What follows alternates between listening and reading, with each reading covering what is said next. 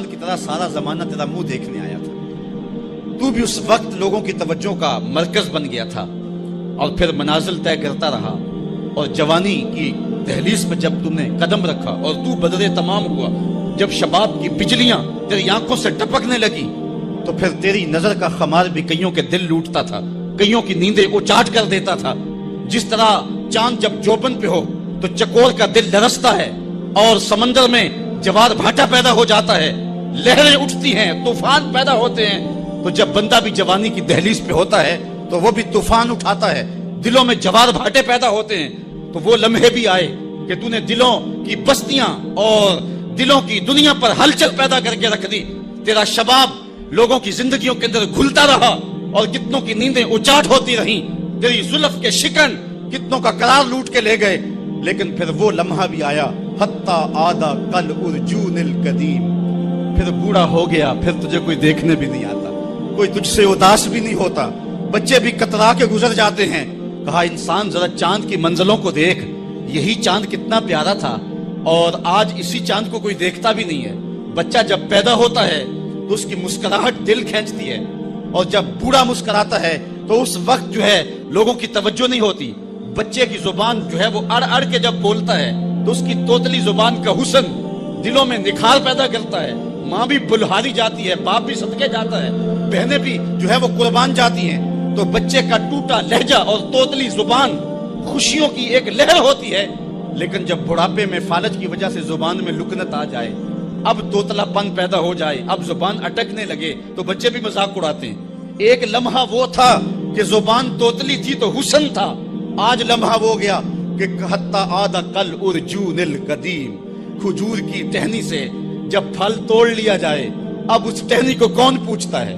جب تک پھل آیا نہیں تھا وہ ٹہنی اچھی لگتی تھی، مالی سنبھال کے رکھتا تھا، جڑوں کو بھی پانی دیتا تھا اور خیال کرتا تھا کہ کوئی ایسا نقصان نہ ہو کہ یہ پودا جو ہے وہ مرجھا جائے. پھر جوبن پہ آیا اور جب کھجوریں لگیں تو اس نے پھر رسیاں بھی باندھی اور کھجوروں کو سنبھالنے کے لیے سب کچھ کیا. پھر جس دن اس نے اس ڈال سے پھل کاٹ لیا، اب وہ کھجور اجڑ گئی، اب اس کی وہ ٹہنی بے توقیر ہو گئی. انسان کی زندگی کا جب شباب لٹ جاتا ہے اور بڑھاپے میں جب وہ کسی قابل نہیں رہ جاتا، تو پھر اس کی بھی یہ مثال ہے، حتی آدھا کل ارجون القدیم، جیسے کھجور کی پرانی ڈال ہو. اپنی نظر اور شرمگاہ کی حفاظت کریں. اس دور کا سب سے بڑا فتنہ یہ ہے کہ نگاہیں پاک نہیں ہیں، نگاہیں غلیظ اور گندی ہو گئی، شرمگاہوں میں وہ تقدس نہیں رہا. حضور علیہ السلام نے ارشاد فرمایا، من زنا زنیا بہی ولو بہی تانے دارے. جس شخص نے زنا کیا یہ عمل اس کے گھر بھی لوٹے اگرچہ اونچی اونچی دیواریں کیوں نہیں کرتے. یہ مکافات عمل ہے. گندم از گندم بروئے جو سے جو از مکافات عمل غافل مشو. گندم بو گے تو گندم کاٹو گے، جو بو گے تو جو کاٹو گے. نظر کو تقدس دو، نظر کو پاکیزگی دو. حضرت لقمان حکیم کہتے ہیں کہ میں کئی نبیوں سے ملا ہوں، کئی نبیوں سے ملاقات کی ہے، اور میں ان سے 2-2 4-4 باتیں جمع کی ہیں، اور ان ساری باتوں کو میں نے جمع کر کے 100 باتیں جمع کی ہیں، اور ان کا پھر میں نے خلاصہ تیار کیا ہے. ان میں 8 باتیں الگ کی ہیں. ان 8 باتوں میں ایک بات یہ ہے، جب کسی کے گھر جاؤ تو نظر کو حفاظت میں رکھو. جس شخص کے مہمان بنو، جس کے گھر جاؤ، تمہاری نظر نہ بھٹکنے پائے. نظر اگر غیر محرم کو شہوت سے دیکھتی ہے، حدیث میں آتا ہے کل قیامت کے دن جہنم کی آگ سے بھر دی جائے، وہ سخت رسوا ہوگا.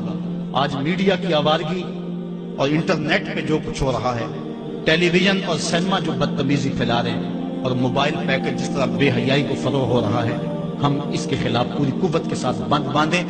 اپنی اولادوں کے ہاتھوں سے ناول چھین لو، ان کے ہاتھوں سے جو ہے وہ فلمیں چھین لو، ان کی خلوتوں پہ نظر رکھو اور ان کی حفاظت کرو. جس شخص کی نظر پاک نہیں ہے اس کے من میں طہارت نہیں آ سکتی ہے، دل پاک نہیں ہے اس کو جو ہے وہ باتوں کا نور نصیب نہیں ہو سکتا. وائے قوم کشتائے تدبیر غیر، کار او تخریب خود تعمیر غیر.